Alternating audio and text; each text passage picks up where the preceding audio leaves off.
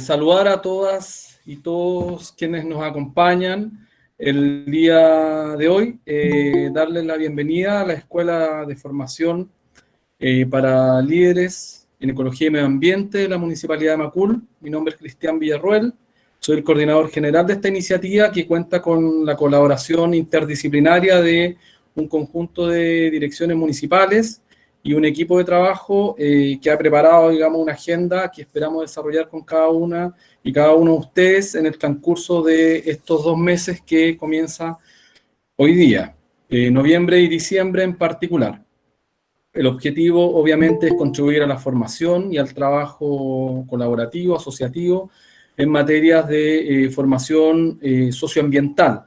En este sentido, comentarles que esta es la segunda versión. Ya la primera versión fue muy exitosa, esperamos que esté igual, sin duda, con más de 100 participantes, al igual que esta jornada. Ya tenemos un número de 128 inscritos, que de una u otra forma se van a ir conectando a este espacio y esperamos, ¿cierto?, poder compartir con cada uno de ustedes información. Tenemos un panel muy interesante, tenemos del orden de 12 organizaciones, ONGs, fundaciones, la Seremi de Medio Ambiente, instituciones públicas, privadas, ¿cierto? Y también barriales que nos van a colaborar y contribuir con expositores. Estas exposiciones son en 2 modalidades. La modalidad del día de hoy es lo que denominamos la charla magistral. Esta charla magistral de hoy día cuenta con la participación del director nacional de Greenpeace, don Matías Azum, quien ya está de tempranito conectado, a quien le damos las gracias y le enviamos un aplauso, un saludo virtual, por supuesto, y las gracias por acompañarnos el día de hoy en esta charla inaugural. Muchas gracias por acompañarnos, alcalde. Sé que su agenda es muy importante, muy robusta, sobre todo un día lunes, pero de todas maneras, muchas gracias por acompañarnos. Sí, excusarme por la demora en la conexión, estaba terminando una reunión. Saludarte, Cristian, saludar a Matías, gracias por estar en esta primera jornada, digamos, inaugural, sobre nuestra escuela de formación en ecología y liderazgo ambiental para jóvenes.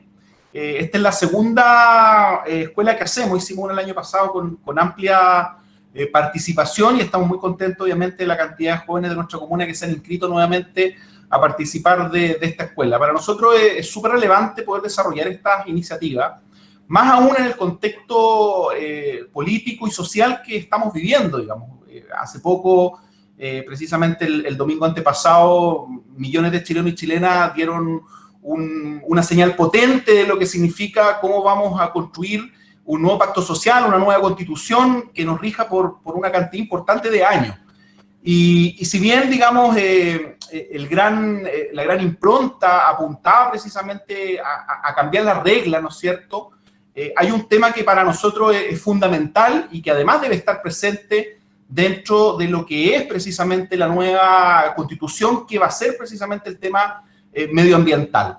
Y en ese sentido, desde nuestra comuna, desde hace ya bastante tiempo, venimos trabajando una estrategia medioambiental. Macul es una comuna que cuando nosotros asumimos era muy precaria la existencia de políticas medioambientales.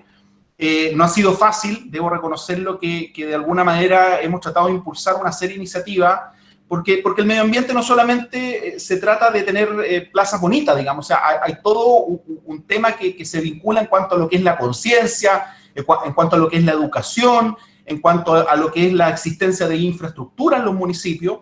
Y hay una serie evidentemente, de criterios, como por ejemplo son los recursos que administra cada municipio para poder ir desarrollando todas las iniciativas que tenemos. Bueno, vino el estallido social el año pasado, vino la pandemia y muchas prioridades que teníamos como municipalidad, sobre todo en proyectos de inversión, algunos de ellos muy importantes vinculados precisamente al área medioambiental, se tuvieron que demorar. No digo que no se vayan a realizar, al contrario, se van a realizar, pero tuvimos que aplazarlos. Pero lo que no quisimos hacer es aplazar, por ejemplo, esta segunda escuela de formación, precisamente porque se nos viene lo estaba hablando recién, se nos viene un espacio donde vamos a discutir precisamente medio ambiente pensando en lo que es la nueva constitución. Y yo creo que ahí el derecho al agua, como la preservación, digamos, de nuestros recursos naturales, la importancia que va a tener también las políticas medioambientales, porque cuando uno veía, por ejemplo, los programas de los candidatos presidenciales, las políticas medioambientales prácticamente estaban cayéndose de los programas. No había efectivamente un interés mayor en poder desarrollar políticas medioambientales en nuestro país. Y yo creo que hoy día la torta, o por decirlo de alguna manera, esto ha ido cambiando. Hoy día hay muchísima mayor conciencia de nuestros vecinos y vecinas. De hecho, sin ir más lejos, la cantidad de personas que se han inscrito a esta escuela de formación, y espero que obviamente, a pesar de que no la vamos a poder hacer de manera presencial como lo hicimos el año pasado, sin duda va a haber una altísima participación y esperamos, digamos, que puedan seguir también convocados. El caso Macul también, estas charlas, estas políticas están vinculadas a lo que es también la certificación medioambiental SCAM. Nosotros ya tenemos una certificación medioambiental básica, estamos hoy día trabajando fuertemente para obtener la certificación intermedia y en el sentido, digamos, de poder seguir avanzando también para obtener una certificación avanzada en el futuro.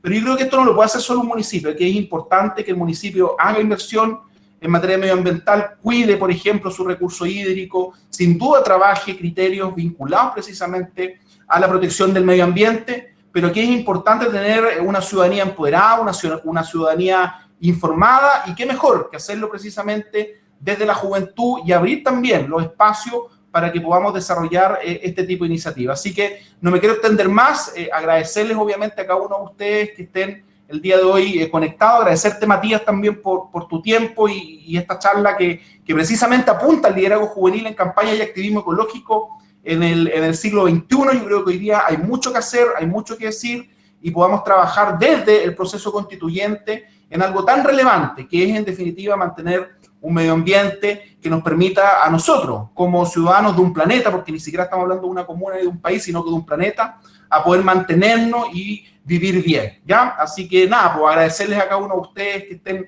conectados, Cristian, y a Matías, obviamente, de esta charla que sin duda va a ser muy positiva. Eso, muchas gracias. Bien, bueno, muchas gracias, alcalde. Un aplauso virtual. Ese mismo aplauso virtual se debería extender para poder avanzar ahora, muchas gracias, sí, avanzar ahora con Matías. Matías, gracias por tu paciencia, gracias por tu tiempo, y a las 76, 80 personas más o menos cuento yo acá, que ya nos acompañan. Muchas gracias. Matías, el micrófono y el escenario es todo tuyo. Muchas gracias. ¿Me pueden escuchar bien? Voy a cambiar varias veces el micrófono. Qué bueno.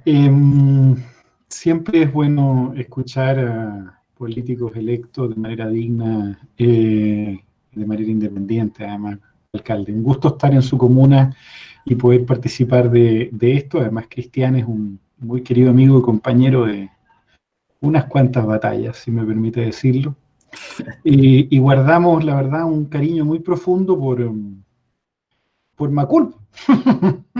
Una comuna repleta de potencial y además con una población que es muy interesante desde el punto de vista geopolítico, ¿no? Es una comuna que tiene una densidad poblacional, pero al mismo tiempo una densidad política, sobre todo respecto de lo que han sido las asambleas territoriales en este último tiempo, que es muy, muy interesante, muy atractiva desde el punto de vista del tejido social urbano. Así que para mí un honor estar representando a Greenpeace en este espacio y de nuevo felicito la iniciativa. Greenpeace en Chile, probablemente algunos no nos conozcan, Greenpeace existe como una organización global hace más de 45 años, más de 46 ya de hecho, en el mundo. Somos famosos por oponernos, por cruzarnos en la línea de los arpones a las ballenas, aunque hemos hecho bastantes más cosas. Y probablemente somos quizás la cara más visible del movimiento ambiental global, que surge después del movimiento hippie y de la crisis propia del advenimiento de los combustibles nucleares para producir energía en el mundo desarrollado, y que van de la mano de la carrera armamentística a nivel mundial. En los 80 fuimos de los primeros de hablar de cambio climático y ese tipo de cosas, ¿no? Yo no nacía todavía. Ni yo ni el alcalde, porque descubrí que tenemos la misma edad. La verdad ha sido un trabajo bien interesante desde la formación en Chile hace ya 25 años de la Oficina en América Latina, Hemos estado trabajando, bueno, fundamentalmente en la protección de ecosistemas críticos. América Latina es un continente desde ese punto de vista muy valioso. Hoy, por supuesto, muy preocupados por la situación que están viviendo los bosques del Amazonas, pero también los humedales de Argentina. Bueno, la verdad, todos los bosques de América Latina están amenazados. Y en Chile, la verdad, nos hemos concentrado en estos últimos años, hace 10 ya, trabajando por una ley de bosque nativo. Esa ley ya existe, y durante los últimos años trabajando en la prohibición de plástico, evitando la expansión de la salmonicultura industrial intensiva en los mares interiores de la Patagonia, que son un sumidero de biodiversidad única, trabajando mucho con la gente de Puerto Natales, de Punta Arenas, de la Patagonia en su conjunto, de Chiloé. Hemos trabajado, de hecho una vez fundamos un país, me junté con el alcalde de Lo Barnechea a negociar un tratado de libre comercio, hoy día es el intendente. No le gustó mucho la idea, fundamos un país en los glaciares hace algunos años atrás, porque los glaciares no son de nadie. Entonces la verdad hemos estado en varias cosas y ahora puntualmente estamos dedicados a una campaña para lograr que el país entero en este proceso de cambio constitucional, pero también en sus leyes, reconozca el derecho humano y del medio ambiente al agua, que es fundamental y sin la cual no hay vida, y como ustedes bien saben, todo Chile no sabe, el agua en Chile está privatizada y eso genera un problemón desde el punto de vista democrático y de justicia social. Y una de las cosas que más me apasiona de dar esta, como bien dijo Cristian, es algo que me gusta mucho, conversar sobre estos temas con personas distintas, es justamente lo muy sacrificado que tiene que ser el enfoque de cada uno de nosotros para no hacer lo que naturalmente creemos que tenemos que hacer. ¿Sí? Entonces quiero que se queden con esta idea al principio, ¿no? Esta idea de cuánto hay que hacer de manera distinta para que tenga resultados, ¿no? Si la protección del medio ambiente debe ser una actividad que debemos medir por su nivel de efectividad, porque la urgencia climática, la urgencia ambiental, la urgencia hídrica nos exige actuar con velocidad, debemos orientar entonces toda nuestra lógica de activismo, toda nuestra estrategia de persuasión para ser lo más efectivos posible. Y esto plantea de entrada un problema, porque si el fin, ¿hasta dónde justifica los medios? ¿Hasta dónde puedo llegar? No quiero entrar en la discusión bizantina, pero sí quiero plantearles que muchas de las cosas que se hacen desde el punto de vista medioambiental están diseñadas para fracasar.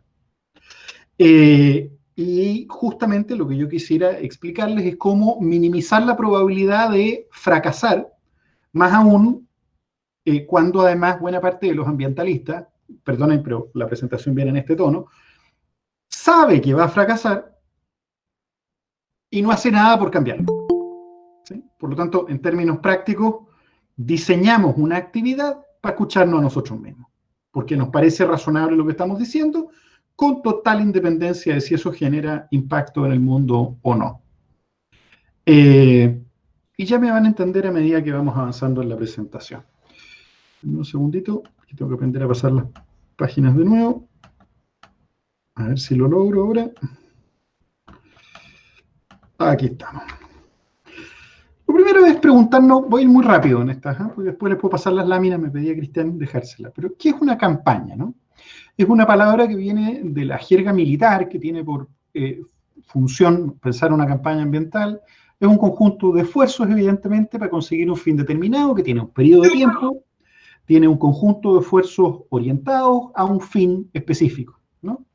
Esa es más o menos la definición de una campaña. Y como les contaba, viene de una jerga militar. Entonces, lo primero que uno tiene que preguntarse a la hora de armar una campaña, como por ejemplo, que adopten a los gatitos del vecino, o que no se haga una represa, o que se ahorre agua, o que no se construya un servidor de datos de Google en la comuna y que eso destruya, como puede pasar en Maipú, las reservas hídricas de la zona, o que no se represe el río Maipo, lo que sea, ¿no?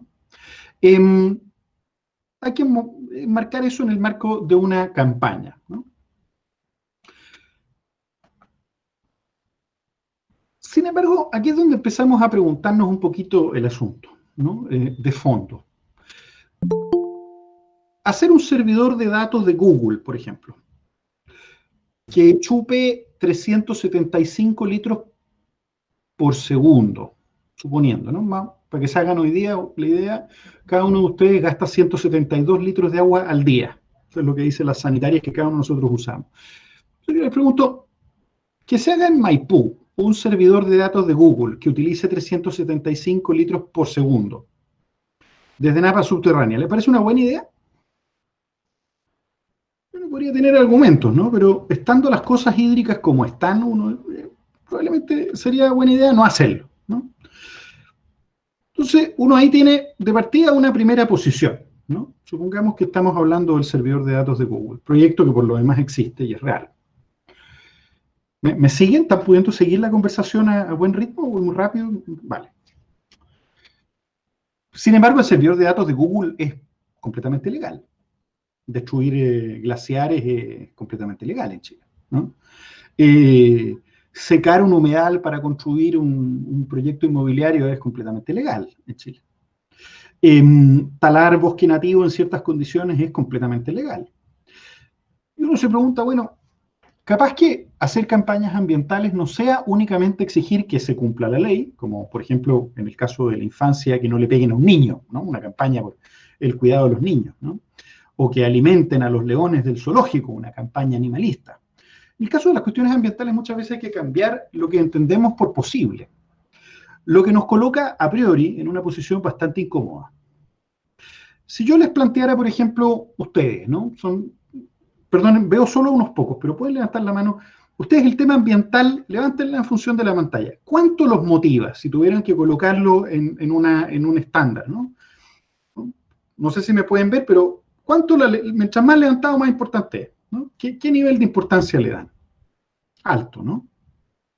Mucho, dice Natalia, 10 de 10, dice Rodrigo, fantástico. Me queda claro. Fantástico. ¿Creen ustedes que la gente que se ducha muy largo la está embarrando? Si quieren, desbloquean el micrófono, ¿no? ¿Sí? Supongamos que nuestra campaña no sea el trabajo de Google, sino sea el hacer que la gente se duche más cortos, o corte el agua mientras se lava los dientes, ¿no? Y no deje el agua corriendo. Ustedes tienen datos científicos que dicen que esa agua se está perdiendo y que eso es espantoso porque se aumenta la huella hídrica de las personas y que la realidad ecosistémica no lo permite. Sin embargo, la mayoría de las personas considera que la manera más razonable de ducharse es dejar el agua corriendo y ducharse largo rato porque la higiene aumenta. Supongamos que fuera así. O que dejar el agua corriendo mientras me lavo los dientes es una manera de garantizar que no se acumulen bacterias en el lavatorio.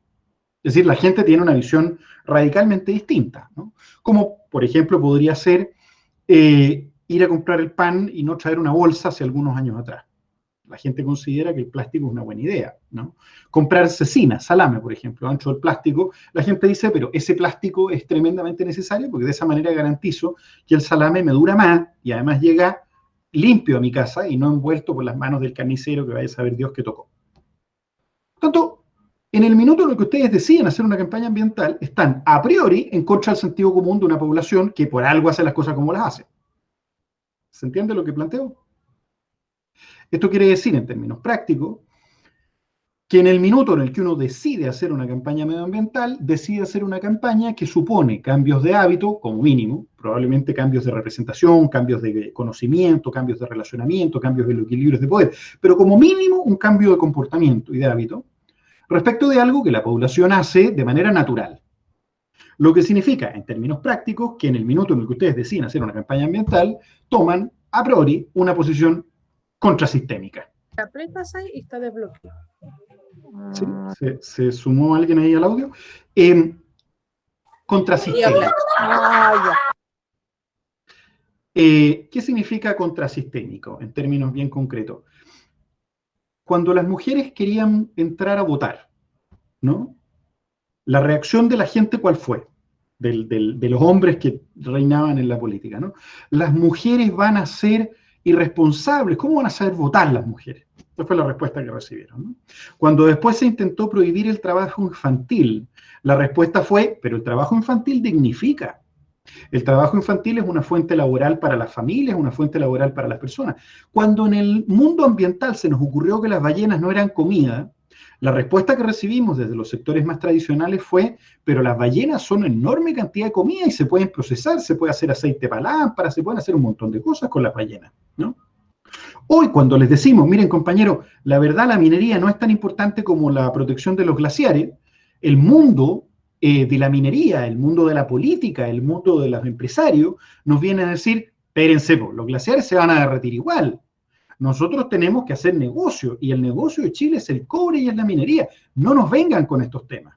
Como antes dijeron, las mujeres no tienen por qué votar, como antes dijeron, el trabajo infantil es una manera de traer otro... Por lo tanto, a priori uno toma una posición contrasistémica. El problema de las posiciones contrasistémicas, es decir, ir en contra de la sociedad, es que te colocan un curso de colisión. Por ejemplo, no hay que comer carne, ¿sí? O no hay que comer salmón.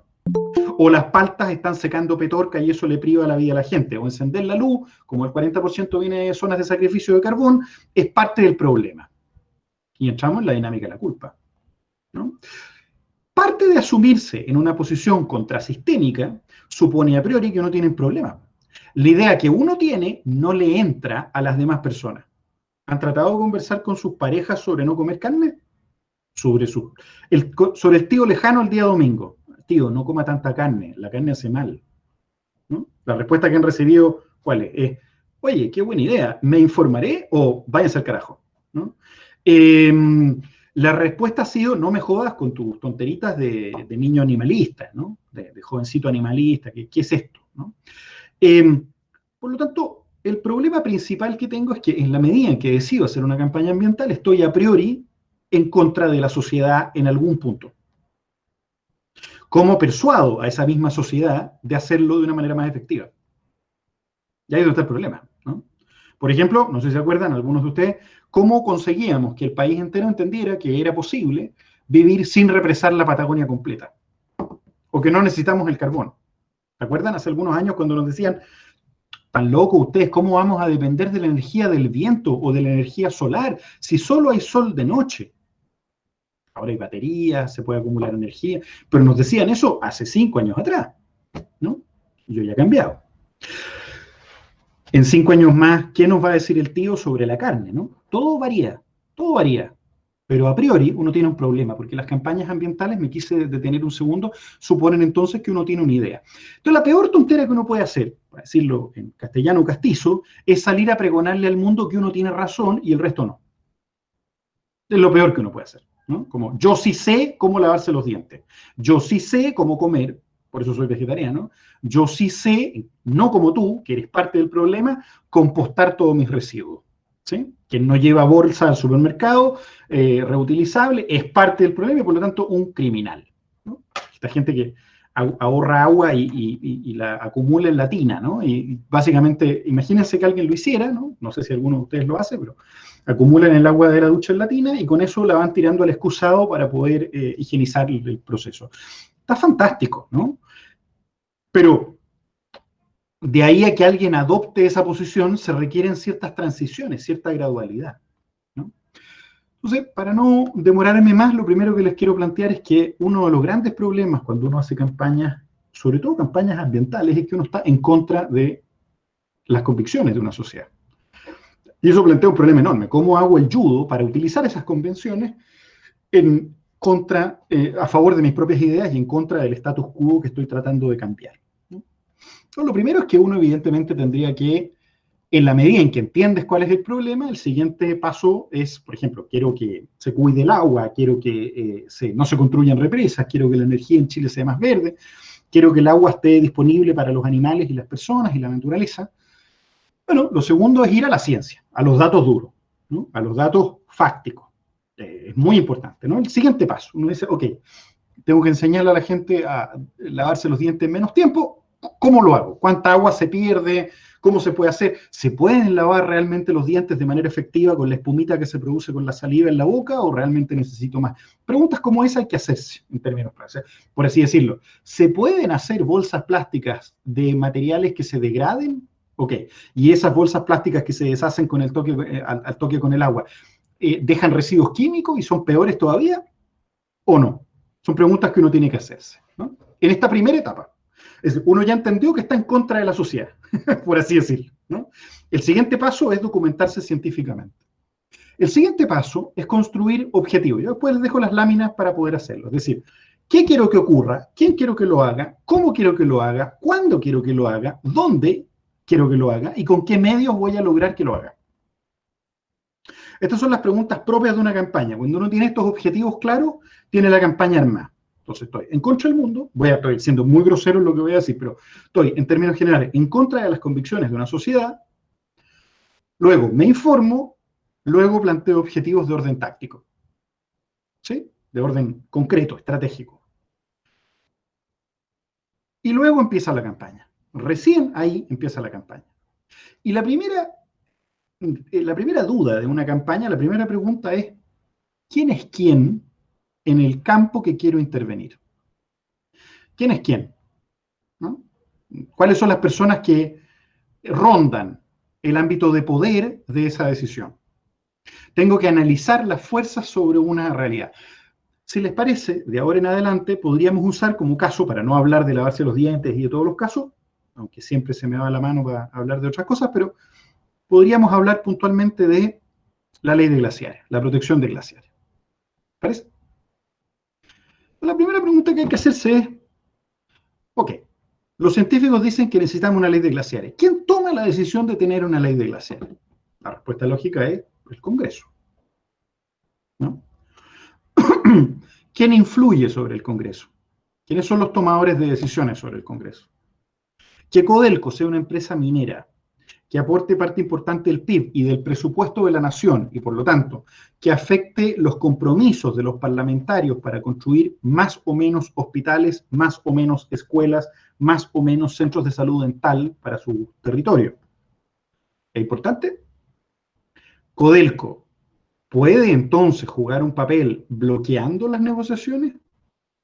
Un municipio que en contra de la ley ha estado las donaciones de una minera, como el caso de Pascualama, o una intendencia, parte de la intendencia la construyó Pascualama en la región, la cuarta región. ¿Tendrá algo que decir esos representantes, digamos? Suponiendo que, póngale usted, que hay algún político que haya aceptado dinero de empresas pesqueras, por ejemplo, ¿no? Póngale, ¿no? Estamos jugando a la ciencia ficción. ¿Tendrá algo que decir? No, Valentina dice, soy dentista, lo ideal sería ni siquiera usar agua. El primer paso, entonces, es hacer un análisis de poder. Y el análisis de poder, esto es una táctica que usaban los hippies en los 70, muy útil, y que se usa hasta el día de hoy en tácticas comunicacionales, es hacer un gráfico cartesiano, un gráfico de 2X, ¿no? De XY, en donde en uno de los dos planos uno le coloca el nivel de importancia a las personas, y en el segundo los colocas en función de una posición que defines en función de tu objetivo de campaña. Yo quiero que haya una ley de glaciares. La posición más favorable serán aquellos que tengan mayor intención de producir una ley de glaciares. La posición en contra será aquellos que estén en jurada oposición a una ley de glaciares. ¿Sí? ¿Me siguen? Y la importancia es el nivel de influencia que tienen sobre esa decisión. ¿Mm? Y uno hace un análisis en función de esto. La verdad es que cuando un niño o una niña le pide permiso a sus padres, que están en piezas separadas, por ejemplo, ¿no? Está el papá viendo tele y la mamá está, no sé, leyendo en el living, ¿no? En el comedor. Y el niño quiere que le den permiso para quedarse viendo una película hasta la tarde, ¿no? La primera pregunta que se hace el niño es, ¿quién toma la decisión? Y la respuesta probablemente va a ser uno de mis dos padres. La siguiente pregunta es, ¿quién me conviene más? ¿La mamá o el papá? Si es una película de balazo, me puedo quedar viéndola con mi papá. Si es una película romántica, quizás me convenga ir con mi mamá. Estoy jugando a los estereotipos, no me juzguen por esto. Los niños hacen esto. Los adultos también. Uno sabe con quién ir a hablar, ¿no? Uno sabe que en el Mercurio no te van a publicar una noticia hablando de lo mala que es la minería y que probablemente tenéis más probabilidad de que te lo publiquen en el Desconcierto o en el Mostrador. Pues la Bio que no acepta dinero de minería. Uno más o menos tiene un análisis de quién es quién. Bueno, hay que hacerlo de manera sistemática. Y eso significa, en términos prácticos, que uno tiene que hacer este power analysis, este análisis de poder colocando a todas las personas que toman un rol. Por ejemplo, ¿en qué posición está el presidente de la Comisión de Minería, Guido Girardi, sobre aprobar o no aprobar un proyecto de ley de glaciares? Porque de él depende que el proyecto esté en tabla. ¿Le conviene o no le conviene? Yo diría, capaz que sí. ¿A quién le importa que haya una ley de glaciares? Bueno, a mucha gente que toma agua. Perfecto. ¿Qué nivel de importancia tenemos todos nosotros en términos de impacto social? ¿No? Cuando decíamos Chile despertó, en realidad no cambiamos nuestra posición. Nosotros siempre supimos que había una tremenda desigualdad. Lo que hicimos fue aumentar nuestra importancia. Dejó de importar poco que nos pasaran por encima. ¿Se entiende? Aumentamos la importancia. Por tanto, toda la campaña no va a ser otra cosa que modificar, estoy diciendo muy simple en esto, ¿no? Esto no es la verdad, les estoy enseñando herramientas para poder trabajar. Toda campaña tiene por objetivo modificar uno o los dos ejes de la campaña, ¿no? Ejes del Power Analysis. Es decir, dicho en simple, uno o aumenta o disminuye la importancia o cambia de posición o las dos cosas, permanentemente. Por ejemplo, cuando un niño quiere hablar con su mamá para que le deje llegar más tarde desde la fiesta, una niña que quiere ir a una fiesta, ¿no? Lo que hace es entregarle argumentos que la van a pasar desde una posición de no, porque yo dije que no, y no es no, yo soy la mamá, a una posición más racional del tipo, mamá, cuando tú eras joven te daban permiso, y porque no te dieron permiso, hiciste cosas muy malas y mentiste. Yo quiero tener una buena relación contigo, y por eso voy a hacerlo desde esta otra lógica. Y entonces la posición de tu mamá no varió en importancia, porque tu mamá sigue siendo tu mamá y sigue siendo la que decide, pero cambiaste la posición de menos a más. Cuando colocaste, por ejemplo, a un juez en la posibilidad de nunca más tener reputación para postular a la Corte Suprema, porque lo que estás fallando es sistemáticamente de modo corrupto, y lo expones públicamente en los medios diciendo que lo que está haciendo es una chanchada, ese juez deja de tener, no pierde importancia, lo que pasa es a tener una posición más favorable.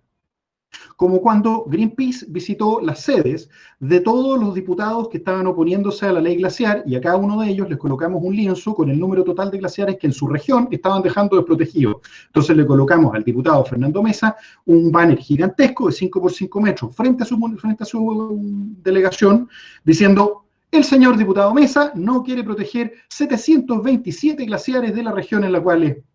Eso supone además la cantidad de litros de agua de 2 años para toda la población. ¿Se entiende? Uno lo que hace es presionarlo, y entonces automáticamente el diputado Mesa hace una sesión de emergencia, eso pasó en 2014, además de tratarme de ecoterrorista, cambia su posición y argumenta entonces que él está muy disponible a votar una ley de glaciar. ¿Sí? Último ejemplo. Ustedes sabían que hay negacionistas del cambio climático, ¿no? Hay gente que cree que el cambio climático no es de verdad. Ustedes sabían que entramos en una discusión científica entre los que decían que el cambio climático era real, perdonen que mire para abajo, pero tengo la pantalla justo abajo, entre los que decían que el cambio climático era real y los que decían que el cambio climático era falso, que la Tierra cada cierto tiempo se calienta y se enfría azarosamente y que no tiene nada que ver con los seres humanos. Y entonces entramos en un problema de estancamiento en donde la igualdad de fuerzas era enorme. Entonces los periodistas que hacen programas para preguntarle, como pasó después de la prueba, ¿se acuerdan que el 80% de la prueba y seguían entrevistando en igual proporción a los que votaban rechazo? ¿Se acuerdan? Eso pasó hace una semana atrás. Bueno, porque los medios funcionan sobre la lógica de equilibrios. ¿Sí? Por lo tanto, uno tiene que romper esos equilibrios. ¿Cómo lo hicimos para romper el equilibrio en materia ambiental con el tema de cambio climático? En vez de discutir la posibilidad de tener más y mejores datos para probar que el cambio climático era real, lo que hicimos fue preguntarnos quién estaba financiando las universidades que decían que el cambio climático era falso. Y descubrimos que eran puras empresas petroleras. ¿Sí? Y hasta ahí les llegó la fiesta. Porque resulta que toda la legitimidad, toda la importancia, no les pudimos hacer cambiar de posición. El mundo científico siguió peleado y hasta el día de hoy la gente habla de, es muy posible en un 99,9% que el cambio climático sea acción del hombre. ¿Sí? Pero nosotros le agregamos, ese 0,1% está financiado por Shell. ¿Sí? Y se acabó el problema. ¿Se entendió? Lo que hicimos en ese caso entonces fue reducir la importancia. Dejó de tener legitimidad ese discurso.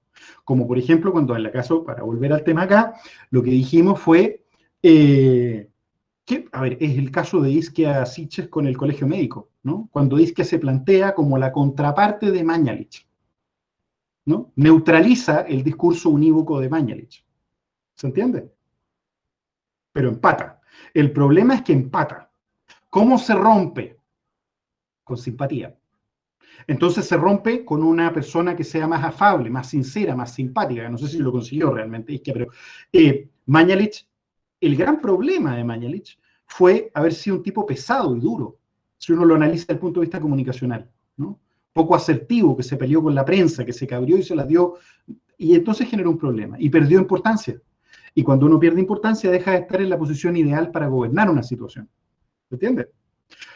Toda una campaña es, entonces, la posibilidad de mover un plano cartesiano. De mover a la mamá a la posición de permitir aprobar una llegada más tarde en la noche. De posicionar a los senadores y a los diputados en la condición de aprobar una ley de glaciares. El 10% es un muy claro ejemplo de esto. El 10% no es posible sin estallido social. ¿Sí? ¿Se entiende? Siguiente conclusión que hemos sacado de todo este tiempo. La gente construye realidades y luego vive en ellas. El caso del 10%, si quieren continuar con ese ejemplo, es muy claro. En el caso del 10% dijimos, es mi 10%. No hay pilar solidario, es mi 10%, es mi plata y las tienen ellos. ¿Por qué? Devuélvanmela. Se nos olvidó que era la pensión. Es mi 10%. Usamos el argumento, estoy hablando como si hubiéramos sido nosotros, yo no tuve nada que ver, pero la sociedad civil usó el argumento de las propias empresas que dijeron capitalización individual. Y nosotros entendimos, es mi plata. Y entonces, si es mi plata, pásenla.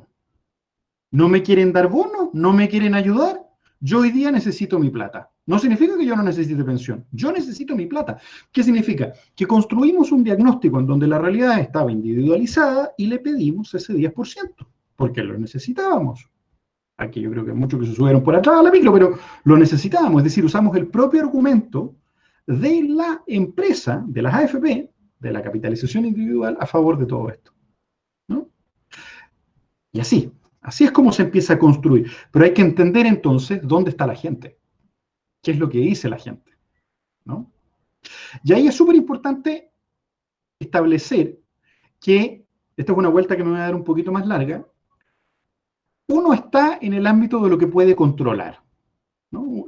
¿Qué es lo que controlo yo? Yo puedo influir sobre si la puerta de mi casa está abierta, si hago un live, si posteo algo en Twitter y en redes sociales, si hablo con la junta de vecinos, si me muevo y hablo con el alcalde. Eso es lo que está dentro de lo que yo puedo hacer. Sin embargo, a medida que engancho con más personas, mi poder aumenta. Y el poder, además, y las acciones comunes se van contagiando, ¿no? Cuando vimos que había 1 millón de personas es mucho más fácil pasar de las 500.000 personas al millón, el movimiento feminista es muy claro en esto, que pasar de ser 1 a 2. Es mucho más difícil convencer a los primeros que a los últimos, porque se alcanza masa crítica. Y llega un minuto en donde no puedes no estar, como pasa con las marchas feministas, ¿no? En donde tengo que ir, ¿no? Y tengo que estar, ¿no? Y si todo el mundo adopta gatos, bueno, yo también quiero tener un gato, ¿no? Cosas así, se contagia. Y eso produce masa crítica, y produce aglutinación, y produce identidad finalmente. Las personas se van conociendo. Y es esa representación, ese movimiento el que se va produciendo, el que te va dando poder para cambiarle al mundo. Por lo tanto, en estricto rigor, tu estrategia no es directamente atacar a quien opina contrario. En el caso de lavarse los dientes no hay un enemigo claro. Son las convicciones, la gente es el desconocimiento que la gente deja que el agua corra, ¿no? En el caso de una ley de glaciares sí hay un enemigo claro, el Consejo Minero, que no quiere que tengamos una ley de glaciares porque los obligaría a meterle más plata a sus proyectos y por lo tanto a minimizar la renta de sus inversiones mineras, ¿no? Pero yo voy a hacer cambiar de punto de vista al Consejo Minero. O sea, ¿hay algo que nosotros podamos hacer que logre que el Consejo Minero diga, pucha chiquillo, la hemos embarrado? Creemos que lo mejor ya no es hacer la minería como la veníamos haciendo, sino desembolsar un montón de plata, que les pedimos disculpas, nos hemos estado embuchando, y creemos que de ahora en adelante hay que hacer minería que no destruya glaciares, y ojalá, donde haya que decidir, cuidar los glaciares, porque los glaciares son agua. ¿Ustedes se imaginan al presidente del Consejo Minero diciendo eso? No, ¿cierto? ¿No? Como Ponce Lerú diciendo, miren, es cierto, pero la verdad es que me hice rico choreándole a los mapuches, entonces mejor no hagamos más esto que estábamos haciendo y yo les devuelvo el litio y ustedes hacen lo que quieren ahí con el litio. Yo no me lo imagino. Yo no me lo imagino, ¿no? O a los tipos estos de Penta, perdonen que me dé este lujo, pero a los tipos de Penta diciendo, sin verdad, ahorrarnos la plata y envasarlas a través de una platita de impuestos internos y con eso me ahorré los honorarios de los abogados, no me lo imagino. No me lo imagino, ¿no? ¿Qué es lo que puede hacer cambiar eso? ¿Qué es lo que hizo que apareciera todo el fin de semana en las noticias? Pues la cantidad de gente a la que este tema le importó. Porque a diferencia de las prácticas, sobre todo en donde hay más oposición, en el mundo ambiental lo único que tenemos es los unos a los otros. Por lo tanto, lo único que tenemos es la posibilidad de conectar con otros. Y si mi problema entonces es de poder, mi poder es la gente, es la cantidad de gente que adopta mi idea. Es la cantidad de gente que dice las ballenas no son comida. Es la cantidad de gente que dice los glaciares hay que cuidarlos por sobre todas las cosas. ¿Se entiende? Ese es el foco. Por lo tanto, en estricto rigor, toda la campaña está orientada a hablar con aquellos que al principio no entienden de qué diablos estás hablando tú. Y mientras menos probable les sirve lo que les estoy contando, pues los veo interesados. ¿Sí? Dígame si estoy lateando. Pues. Toda la campaña está diseñada, todas las campañas ambientales debieran estar diseñadas para persuadir a otras personas a adoptar tu idea, adoptar tu perspectiva. ¿Se entiende?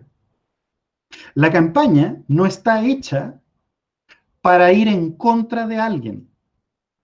Está hecha para permitirle a un grupo importante de personas adoptar una perspectiva distinta sobre algo que dieron por sentado toda la vida. ¿Se entiende? Yo no tengo, y por eso se llama Greenpeace, yo no estoy en contra del Consejo Minero. Yo lo que hago es charlas para que gente como ustedes entienda por qué los pingüinos tienen que tener derecho. Y hoy día esa idea les parece loca, pero tienen que tener derecho. ¿Sí?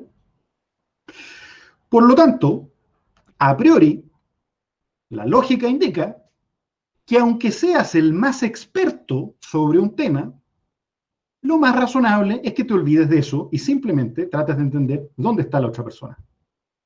Porque si la otra persona no entiende de qué carajo estás hablando, le puedes hablar como un experto y te va a quedar mirando con ganas de, ojalá te den un premio Nobel, y les va a dejar de importar. O incluso puede ocurrir que te digan, mira, la verdad, tiene mucho sentido lo que me estás diciendo, pero no me importa, y además me pareciste un poquito pedante, así que, chao. Lo importante sería aprender dónde está la gente. ¿Por qué hace lo que hace? Si yo les planteara, por ejemplo, dos casos, ¿no? Primero, no sé cómo estamos de tiempo, creo que hay todavía. Si yo les planteara dos casos, el primero es, ¿conocen al Trauco? La mitología chilota, ¿no? ¿El Trauco qué es? El Trauco es la figura mitológica de un violador que lo que hace es abusar de las mujeres y de repente aparecen hijos que no son de nadie. Son del Trauco, son hijos del Trauco. ¿Sí? Yo tengo la sospecha de que en realidad el Trauco es una solución tradicional para explicar un problema bastante complicado dentro de la sociedad y es las violaciones sistemáticas de las mujeres. ¿Sí? Pero ese niño que creyó que toda su vida era hijo del Trauco, nació siendo hijo del Trauco, lo trataron como hijo del Trauco. ¿Ustedes creen que va a aprender cuando le digan, compañero, en realidad no eres hijo del Trauco, en realidad eres hijo de tu tío?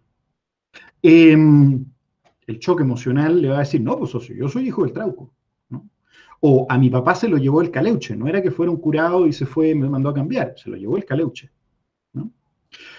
Esto es sumamente importante, justamente porque las personas no solo saben cosas, sino que además las cosas que saben determinan lo que pueden saber. ¿Sí? Por ejemplo, que si se aprobaba una nueva constitución, Chile se podía transformar en Venezuela, porque sé cómo luce Venezuela y sé cómo está Chile, y entonces puedo hacer la asociación entre las dos cosas. ¿Se entiende? Dicho en simple, yo podría asociar que una ley de glaciares podría ser un atentado contra aquello que financia parte importante del ejercicio del Estado en términos presupuestarios, que es Codelco, y por lo tanto si Codelco se acaba, pues el país como lo conozco deja de ser el país como lo conozco. Y esto es súper importante.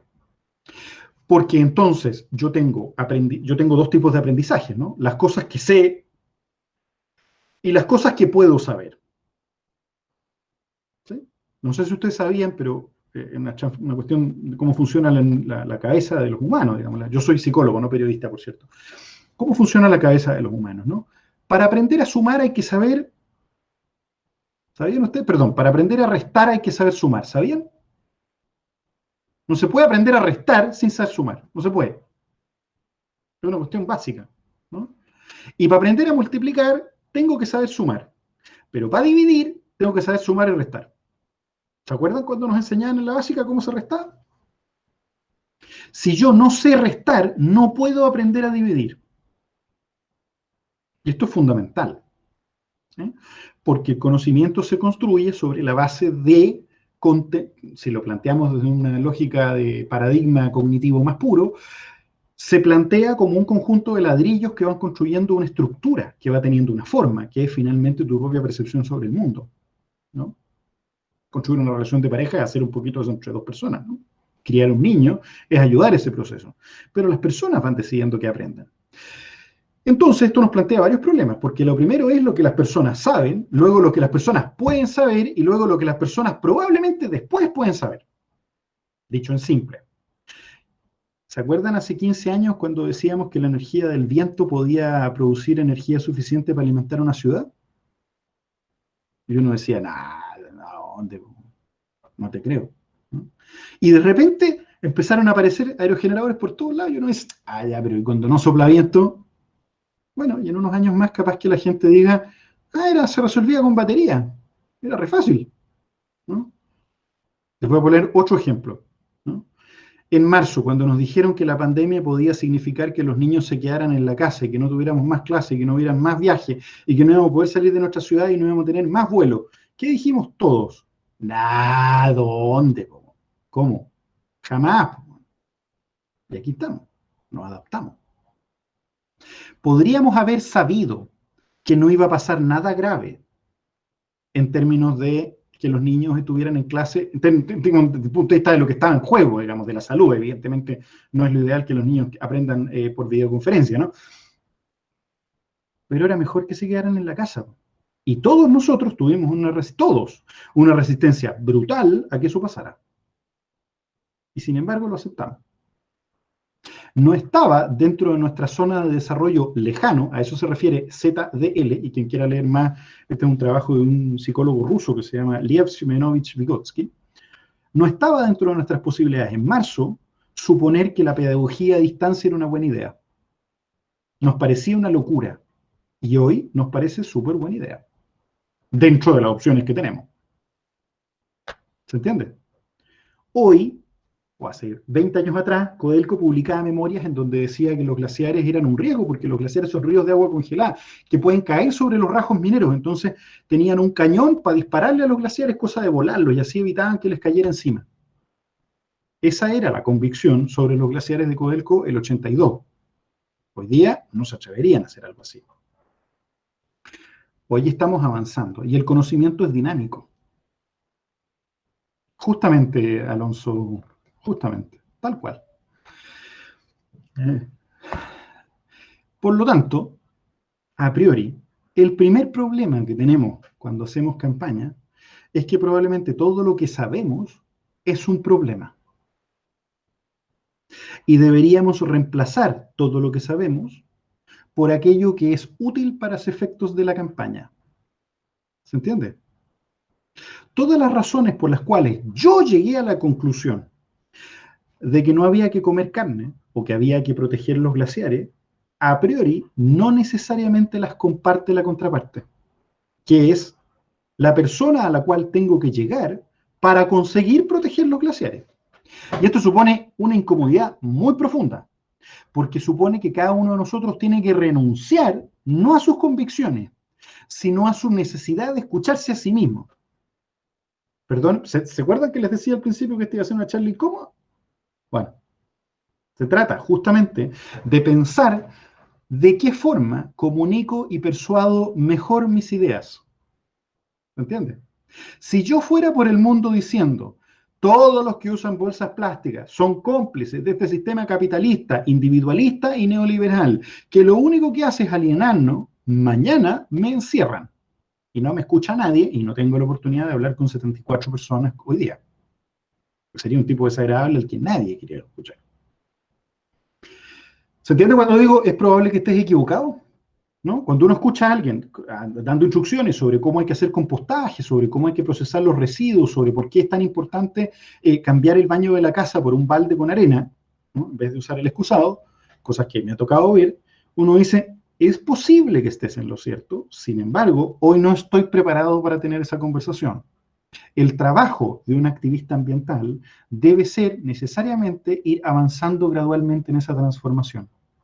Y todo lo que ustedes van a aprender en esta charla va de la mano de contenido. Lo que yo les estoy proponiendo en esta primera charla es envasarlo de una manera que sea persuasiva. ¿Por qué? Porque la realidad obliga. Esto no significa en ningún caso ceder a las convicciones. Al contrario, significa ser muy leal a esas convicciones y estar dispuesto a ceder las formas y utilizar mecanismos persuasivos mucho más efectivos, como los memes, el humor, y no únicamente el paper científico, para poder llegar a la población. De eso trata lo que quería plantearles hoy día. Entonces, ¿cómo se hace un aviso de incendio? Este ejemplo me encanta, ¿no? ¿Qué dice un aviso de incendio? Un aviso de incendio dice, 1, da la alarma. 2, ándate a un lugar seguro. Y 3, llama a los bomberos. ¿Cómo lo hacemos muchas veces en el mundo ambiental? Si ves fuego, júntate con tus amigos. Explica latamente los temas y asuntos que permiten la ignición, los combustibles, la oxidación y los efectos del calor. Y además, esto que nos encanta, eduque a los tomadores de decisiones, los ignorantes políticos, sobre el establecimiento de una brigada contra incendio y prevención del fuego que cuente con los recursos suficientes, porque la ley de presupuesto se está discutiendo ahora, y además invite a sus vecinos a discutirlo. ¿A ustedes les parece que eso es un plan de trabajo cuando hay un incendio? ¿No? Cuando Greta nos invita a tomarnos, no a ir a la escuela, está haciendo un proceso lo más simple posible para decir, tomaste una posición, manifiéstala, haz número, no vayas los viernes al colegio.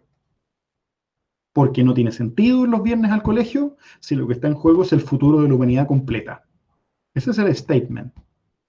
Si por el contrario decimos, bueno, yo quisiera hacer una charla en la cual pudiéramos hacer un live para discutir los efectos del cambio climático y que entre todos nosotros, miembros de esta asamblea ciudadana autoconvocada, podríamos hacer para finalmente ir a pedirle al señor alcalde que tome medidas que permitan reparar y de alguna otra manera conversar con todos los demás alcaldes y luego de un largo proceso de consulta muy ciudadano, muy asambleístico, no.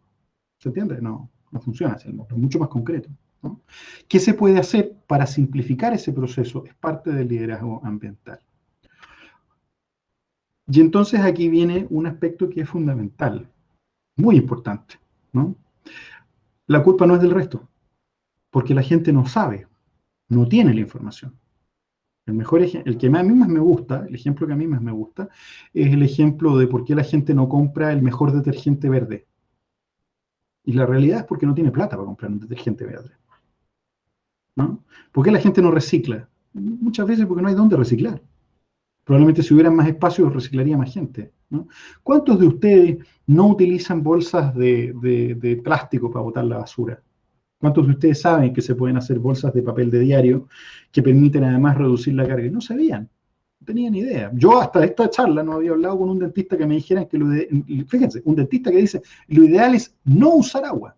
¿Alguno de ustedes se lavó los dientes alguna vez sin agua? No teníamos idea, ¿cierto? Entonces, en términos concretos y de manera muy sencilla, no hay que echarle la culpa al resto si es que no te hacen caso.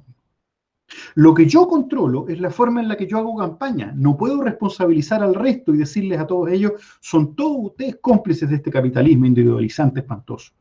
Porque es mi trabajo como líder ambiental acercar esas soluciones a las personas y no juzgarlas por ellas.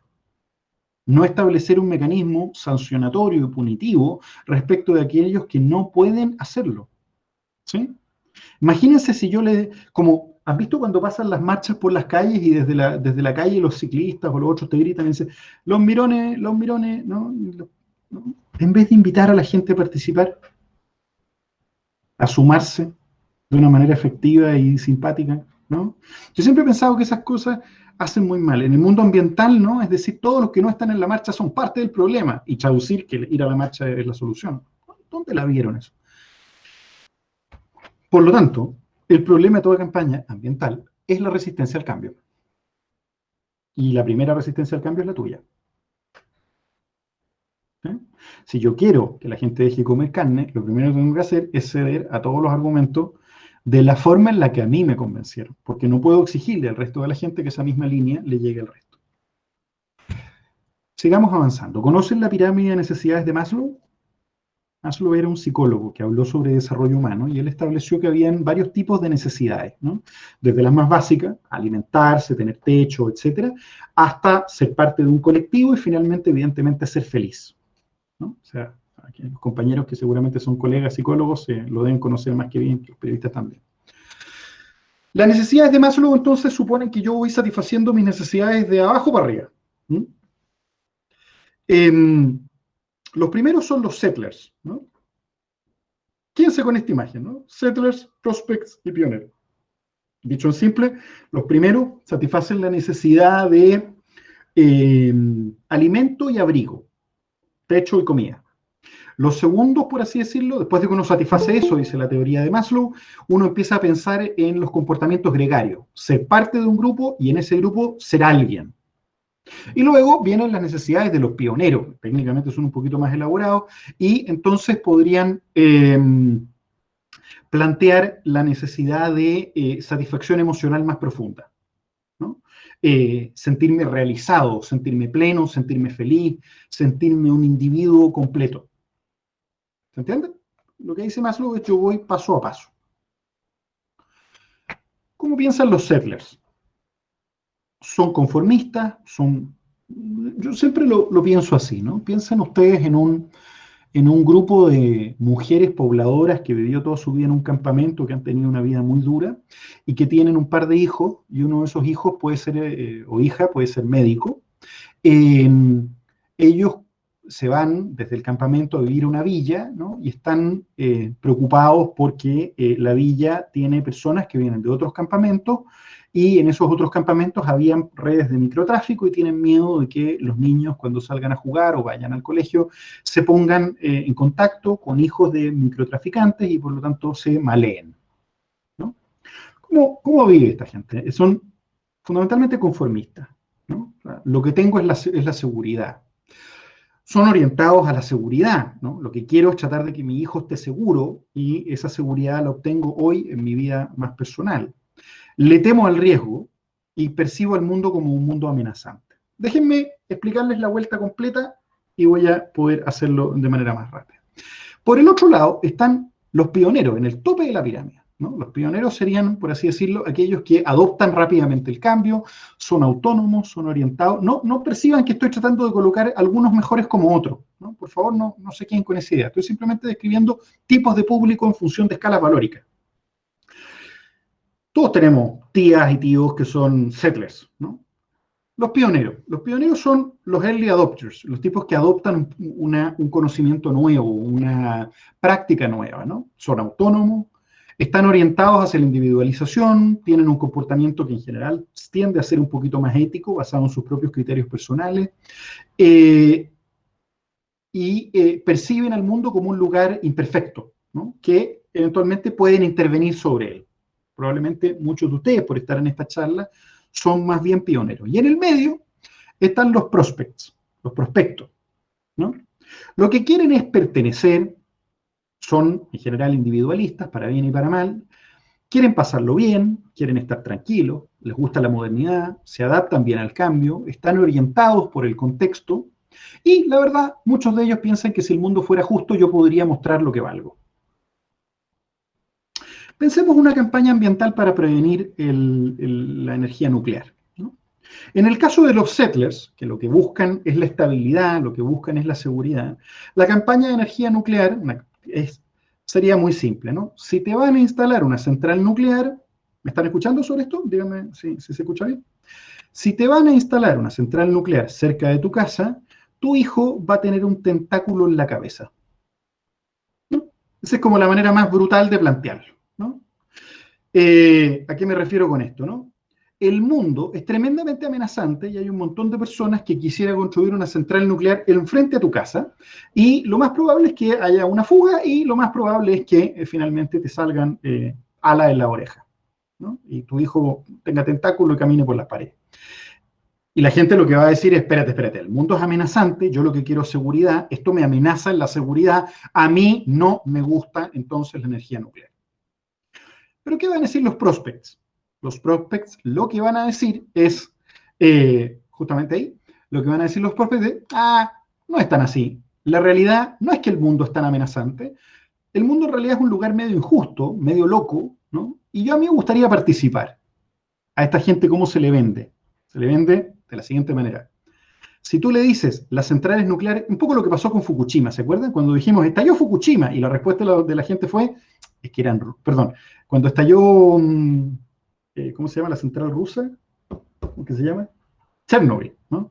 Cuando estalló Chernobyl, ¿qué es lo que nos dijo el mundo prospect? Nos dijo, eran rusos, son rusos, a los rusos estas cosas les pasan, ¿no? ¿Sí? No es lo mismo, a los japoneses esto no les pasa, pero resulta que a los japoneses les pasó. ¿Qué dijeron? No importa. Lo que pasa es que los japoneses no estaban suficientemente modernizados y las centrales eran muy grandes. Lo que necesitamos son centrales más chiquititas porque explotan menos. Y más lejos del mar porque así el tsunami no nos hace pedazos. Había un problema de diseño. Si me hubieran dejado de diseñarla a mí, sería distinto. Entonces, ¿esta gente cómo les vendemos el asunto? Es muy sencillo. Se le venden paneles solares con una polera que te permite mostrar que tú tienes un panel solar en tu casa. ¿Han visto la publicidad de los iPhone? ¿Han visto que los iPhone vienen con 2 stickers? ¿Saben por qué son 2 stickers? Porque así pegas uno en el auto y otro en algún otro lugar para que todo el mundo sepa que tú tienes un iPhone y que porque tienes un iPhone eres. Prospects, totalmente. ¿Sí? Por lo tanto, a la gente que queremos que no use energía nuclear, les explicamos que las energías limpias son mucho más cool, mucho más juguetonas, mucho más seguras, mucho más al alcance y mucho más como tú quieres ser. Y les regalamos una polera con un signo de reciclaje. ¿Se entiende lo que estoy planteando? Hay distintos públicos, hay distintas maneras de pensarlo. Y a los pioneros les decimos, bueno, mira, gente como tú debe estar informada sobre cuáles son los deberes que necesitamos como sociedad, y por lo tanto es injusto que la energía se produzca con carbón, es injusto que la energía se produzca con energía nuclear, y además todos sabemos que en Chile hay tremendos potenciales de energía solar, por lo tanto necesitamos energía solar. Ok. Esto aplica a todo, ¿no? Las camionetas 4x4, ¿la gente las usa? ¿O las chaquetitas Columbia para ir al cine, las usan? ¿De qué están hablando, en realidad? Esas chaquetas de pluma que cuestan 80 lucas para ir al cine, que además está temperado. ¿Por qué las compran, en realidad? ¿No?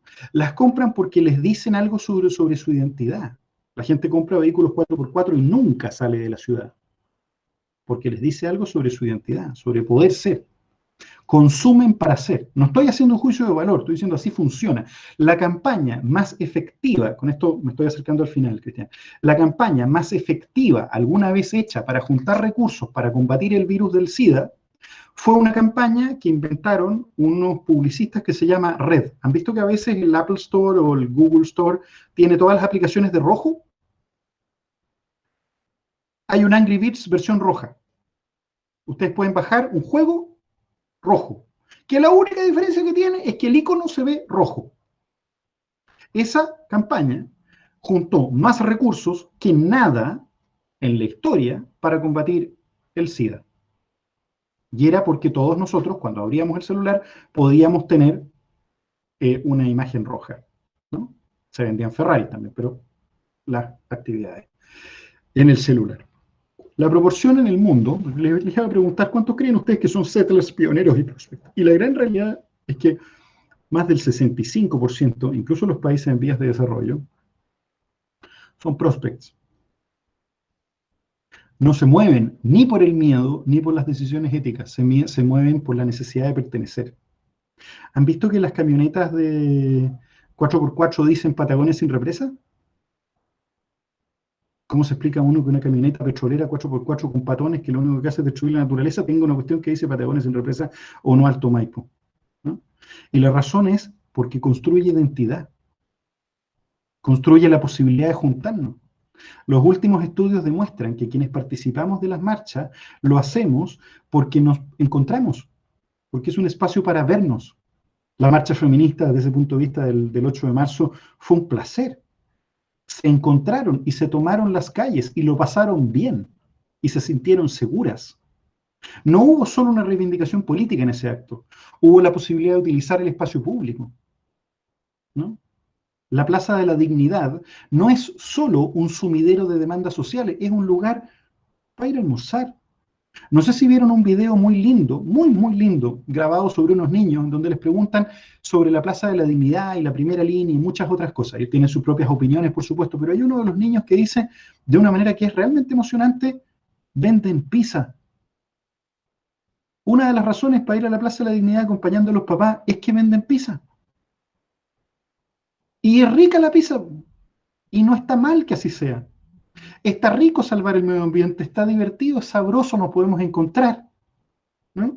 Ese niño está súper enchufado con el sentido moderno de vivir el activismo ambiental, no desde la culpa. Nosotros hicimos esta protesta que consistió en desplegar una balsa con un pianista súper famoso frente al Ártico, tocando un piano mientras se caían los hielos eternos. Lo pueden buscar en internet, es un video precioso, precioso.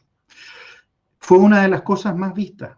Es una actividad súper estética, súper linda, no dice nada, no insulta a nadie, no enfoca a ningún target corporativo, simplemente habla, sí, era Ludovico, tal cual, Natalia. Y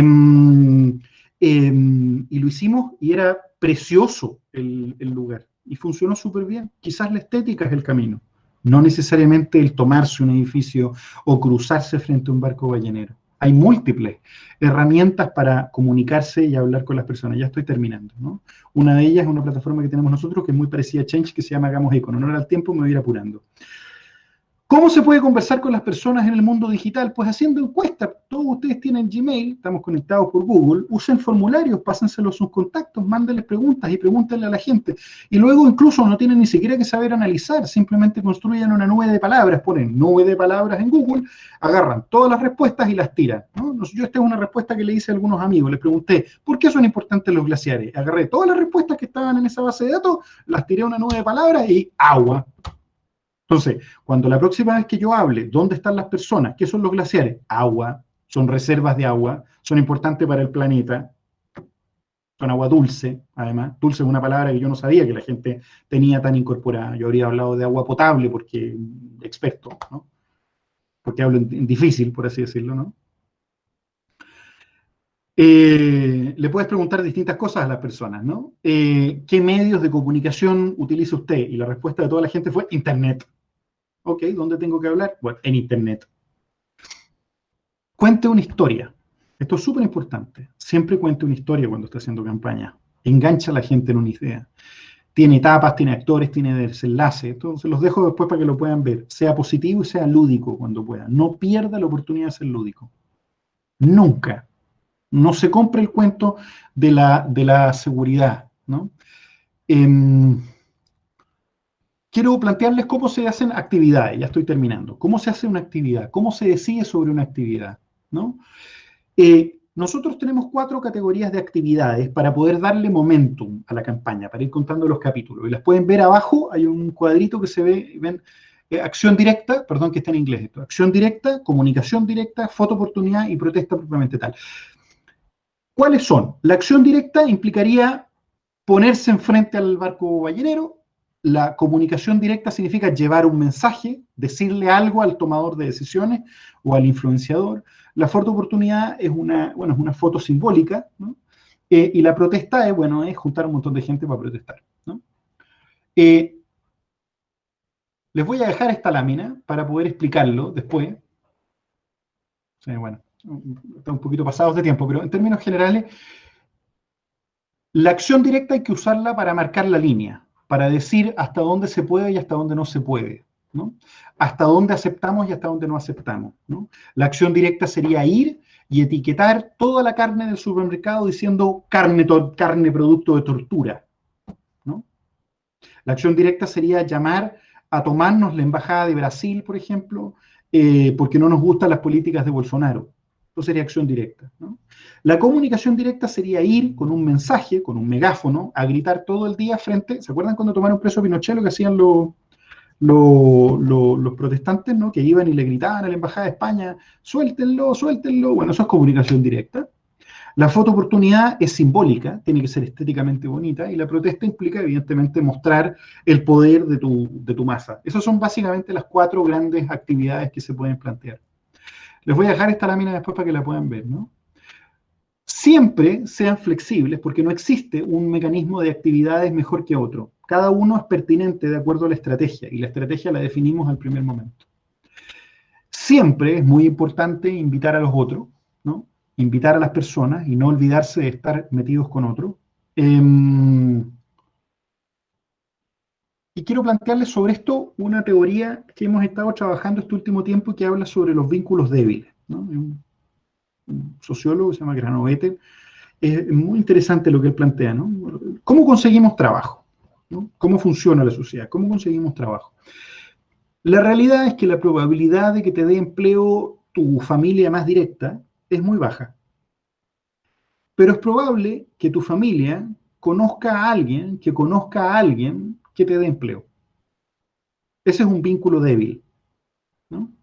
La probabilidad de que, digamos, ¿han hecho alguna vez una campaña para juntar sangre? Es el mejor ejemplo. Si yo le pido a mi familia que me junte, que me done sangre, voy a encontrar probablemente 2 personas. Y si dona 1, apenas voy a tener 50% de todas las potenciales, de mi universo total de donantes. Sin embargo, si yo hago una campaña masiva, por supuesto no me va a alcanzar ni siquiera para los primeros 10 minutos de transfusión. Si yo hago una campaña distinta y hago una campaña tratando de hablarle a la gran público, lo más probable es que encuentre gente que está pensando conmigo. Yo me encontré hoy día casi con 80 personas porque hay un municipio de por medio. Si yo lo publicaba en mi propio muro, me llegaban 5 personas a escuchar. ¿Se entiende? Los vínculos débiles son, por ejemplo, los amigos de Cristian Villarroel que permitieron que esto ocurriera. No pierdan de vista los vínculos débiles en una campaña. Eso quiere decir que no hay conversación menos importante, porque de todas las conversaciones puede esconderse detrás un vínculo para ampliar la red. ¿Se acuerdan cuando les mostraba que la gente es poder? Bueno, para llegar a más gente, para llegar a más poder, hay que confiar en los vínculos débiles.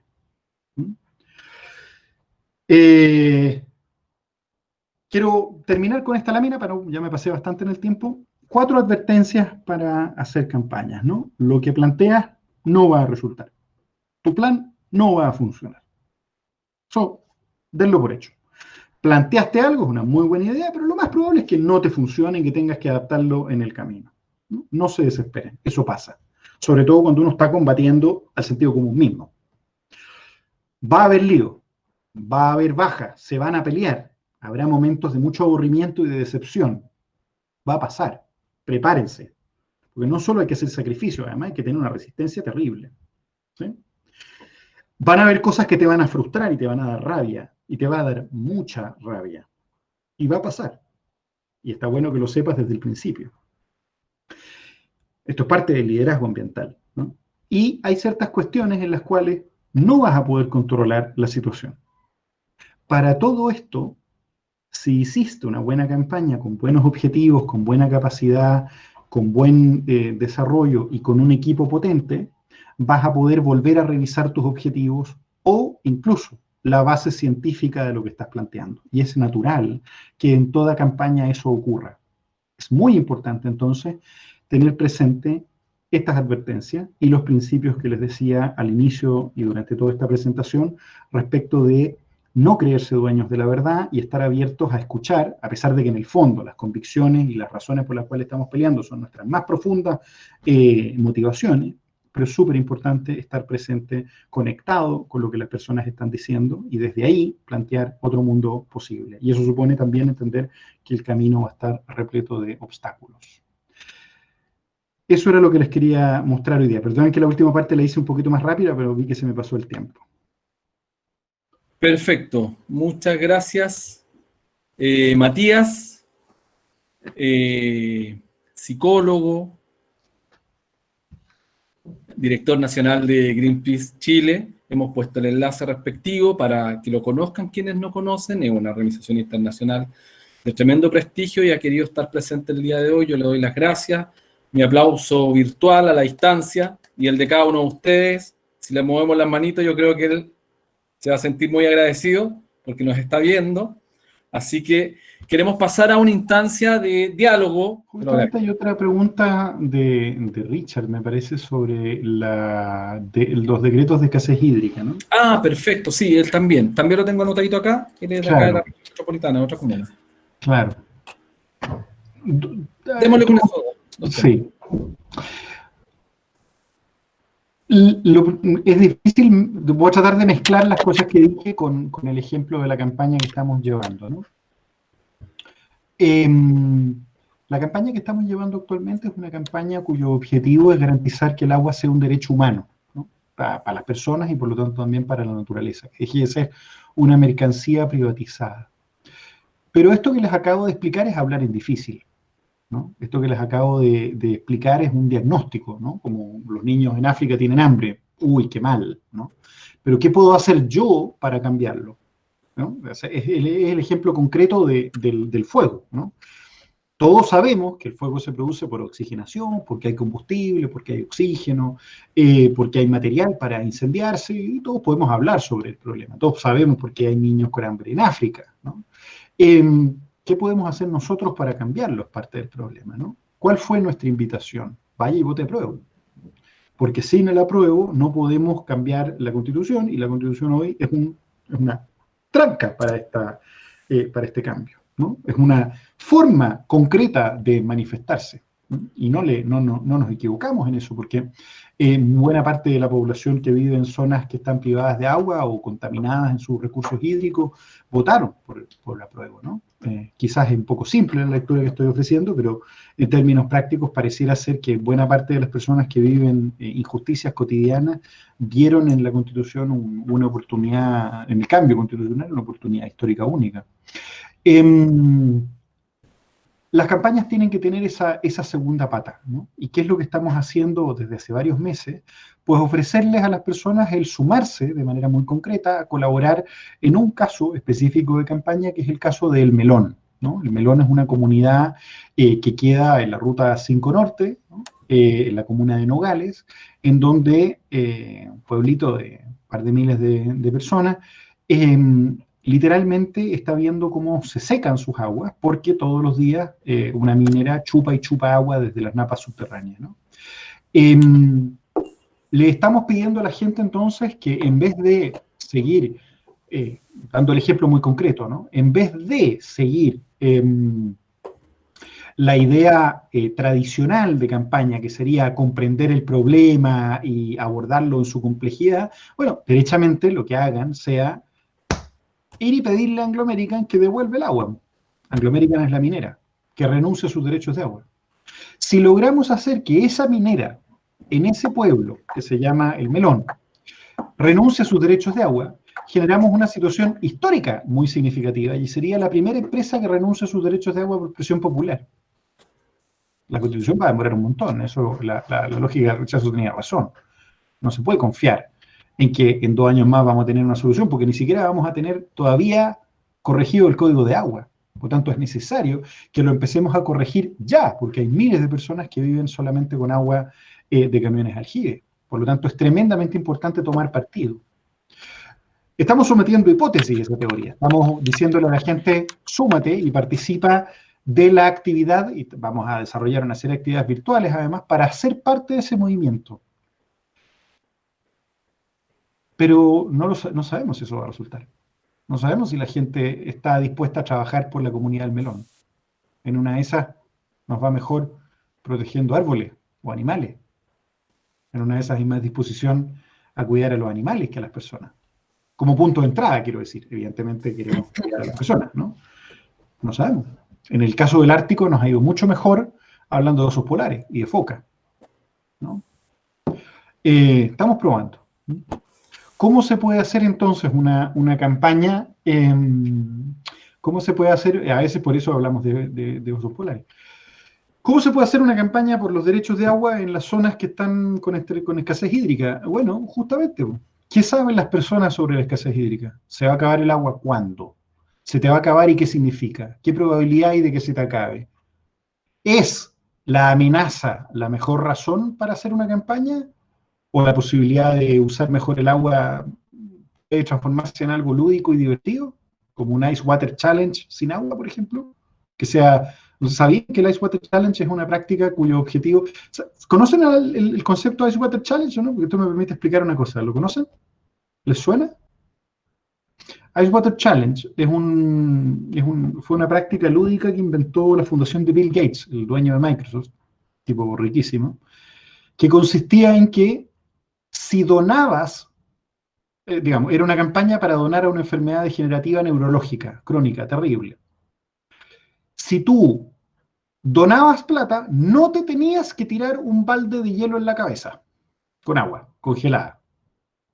No tenías que tirarte un balde de hielo en la cabeza. Y la gente, además de donar, se tiraba el balde en la cabeza porque te permitía, era un juego, te permitía nominar a otras personas a tirarse un balde de hielo en la cabeza. Y se convirtió en un juego. Y fue una de las prácticas que en menor tiempo logró juntar más plata para combatir esa enfermedad. Porque la gente, como no se quería tirar un balde en la cabeza, donaba plata.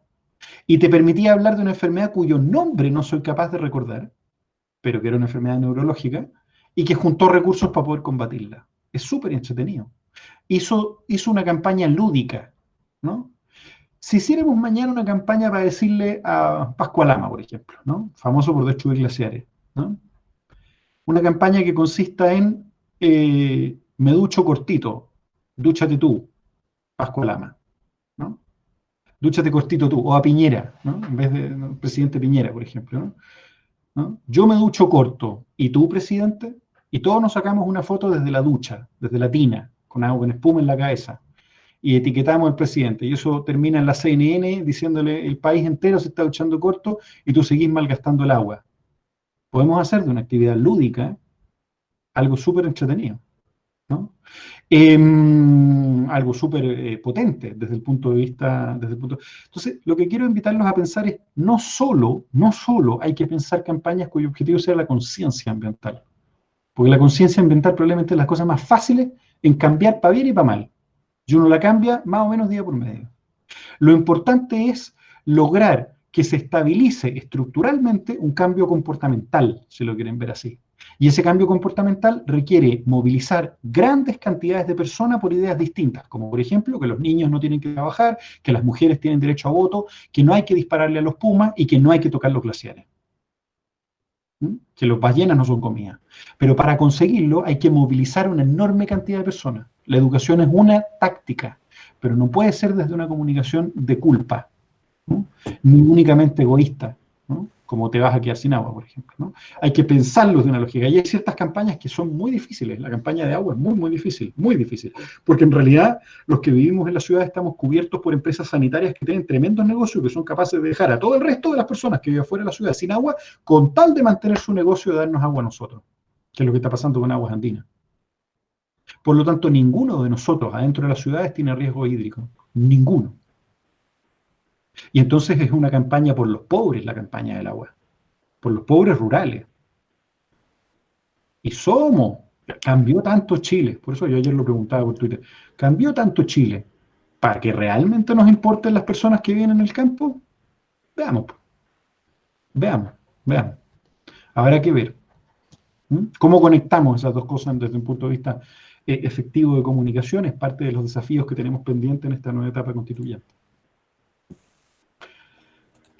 Bueno, muchas gracias, Matías. Ahí quedó posteada la noticia. Es lucha contra la esclerosis lateral. Amiotrófica. Así que, bueno, hay gente que se suma a tu campaña inmediatamente. Hay gente que está listo. Yo te he visto, digámoslo, en una campaña desde la ducha, cuando le hicieron un llamado de atención a la ministra que nos invitaba a ducharnos, ¿cierto?, en poquitos minutos. Le respondimos que nos duchábamos corto, pero que ella dejara de darle concesión a los salmoneras y que entregara todo el agua a las paltas y que... Sí, efectivamente. Bueno, decirle a los presentes, a las presentes, que estamos muy agradecidos por esta sesión inaugural. Matías, te damos nuevamente un aplauso. Los invito a todos ahí a calentar las manitos, a darle un aplauso a este señor psicólogo, encargado, ¿cierto?, de hermosas campañas que el día de hoy nos están llamando a la conciencia social, a la conciencia ecológica, al cuidado, ¿cierto?, del planeta y, por supuesto, al trabajo y a salir un poquito de esta cajita, ¿cierto?, de este cuadrado y cuestionarnos, digamos, estos principios fundamentales para poder invitar a otros. Yo creo que ha sido tremendamente importante conocer, digamos, esta exposición y este trabajo que tú desarrollas, que como lo dijiste al principio, es cuarta vez que lo presentas y te agradezco mucho personalmente por estar acá, por acompañarnos. Creo que reflejo, ¿cierto?, el sentir de las casi 80 personas que han estado convocadas en esta jornada. Hay algunos que evidentemente se han retirado, lo han ido señalando ahí en el chat. Le doy las gracias a los casi 60 que aún quedamos. Y con este marco de público, Matías, te despedimos y te damos las gracias. Y nos juntamos todos en la FELAC en nuestra segunda sesión el próximo jueves para escuchar a grandes mujeres, ¿cierto?, en materia de educación ambiental y sustentabilidad. Particularmente nos acompaña CODEF, nos acompaña también una representante de la Seremi de Medio Ambiente y nos acompaña el ecobarrio de la Villa Santa Elena. Matías, unas palabras al cierre y estamos viéndonos el próximo jueves. Muchas gracias. No se olviden de lo que les explicaba respecto de la influencia y la importancia y la posición. Acuérdense de eso, porque en función de eso uno diseña la estrategia. Que les vaya muy bien, compañeros. Mucha suerte, mucho ánimo y cambiar el mundo es moverlo. Abrazos. Chao. Muchas gracias. Con eso despedimos esta jornada inaugural. Darle las gracias a quienes han estado toda la jornada. Juan Jerez, un aplauso, un abrazo para ti a la distancia también, en los controles, como se dice. Y nos vemos el próximo jueves, FELAC 2020. Macul es más sustentable. Muchas gracias a todas y todos. Hasta una próxima jornada.